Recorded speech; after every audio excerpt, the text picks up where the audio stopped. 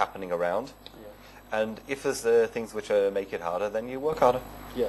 Your Excellency, that let me to focus on agriculture now. Okay. And we move again to the internal and foreign affairs also, and Okay. the bilateral relations, some sectors that we have to highlight it here.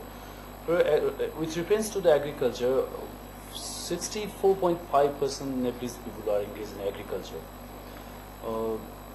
Our national economy also depends on agriculture, but we could not get lots of advantages from agriculture. In this situation, being the high-level officer of Israel, what are the things that you would like to suggest and transfer a mission between two ideas? What are the things that you would like to suggest that we can get prosperity from agriculture? Okay, I'll talk on a few different levels here. There's a level of big business, of big Nepali investors who can invest in agriculture, and there's one way of dealing with that and how to make that as most successful as possible. On the other level, we're talking about your average villager who has maybe limited funds, and how do we bring that group of people into being more productive. Now, when we look at it also as an embassy, we look at it like that in two different ways, and how to actually to deal in the best way possible. When we're talking about farmers, the low to mid-level villagers, what we're looking at, and we think in Nepal, we try to help Nepal with, and we think it's the best way to do things, is to how to take what they already do and to bring it one level higher. Yeah. I don't think it's in stage one you can take a villager, a very small villager, and start and bring him up to doing the most modern day. If I'm not wrong, there is an agreement also between the Ministry of Agriculture and Cooperative and the Israel Ministry also. Exactly. Isn't it? Yeah. What we try to do with our programs here, and we think it's as a general principle, is what should be doing more and more over the country, not just with us in general, is how to take the practice which people already have and to make them a bit better.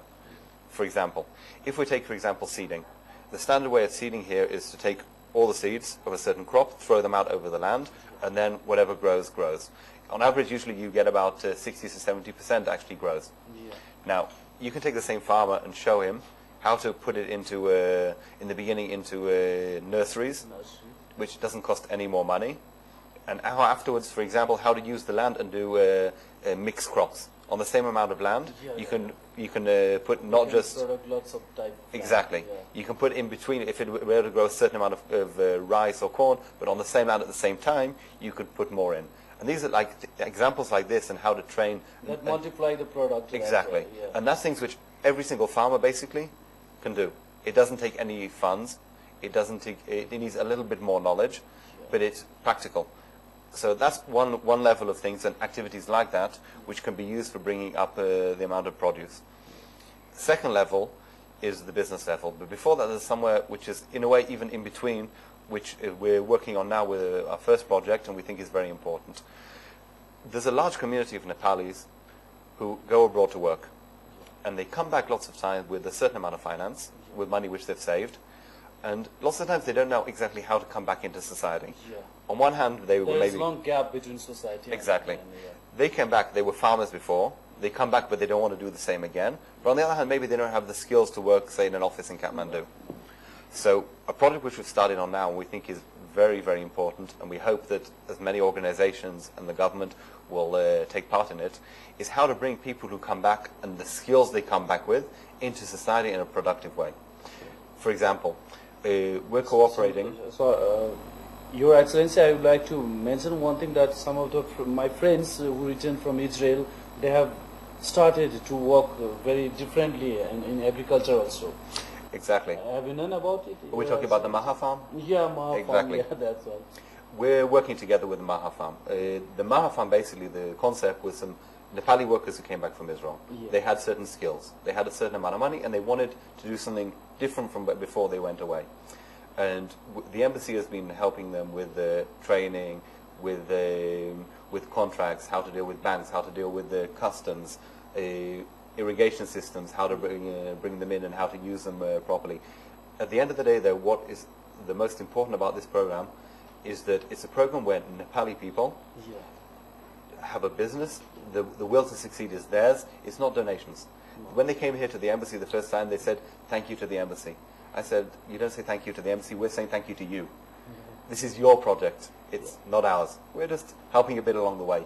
But I think the concept of using and taking advantage of the people who come back from abroad and the skills they come back with and use them into channel, into society, into the economy, I think is very, very important. How we can explain it to the normal level and low level society and the farmer also who doesn't know how to make a very good product and how to cultivate the land into the better way. They don't know. Whatever you told that they they cultivate one thing, then that finishes, like rice, maize, Yep. in that way. I think when you're talking people who are traditional in their ways of working, it takes time. Farming. Yeah, it takes time to make a change, and there's no easy solutions. There's no, and it's done. No. It needs training farms. It needs people who go out and work with them, and slowly over time make the change. But what I can say, from our experience, is when you make the first change, and maybe people are a bit suspicious at the beginning, when the first change is done, and people see that it works, then it gets a lot easier for the second and the third and so forth. But again, with your small farmer in the village, maybe at the beginning you're not going to be taking him from here to here. Maybe it's here. But as soon as exactly, but as soon as the first step starts, then it gets easier as you go along. Sure. I would like to know from you what are the main challenges of Nepalese agriculture. If you, so far as I am concerned, you know it a little more, and how we can change the thing into the practical way. Okay. Please suggest us. Let me tell you something. I'm an optimist, and I think, look, if you look at Nepal over the last 10 years, Nepal has gone through a terrible conflict. Yeah.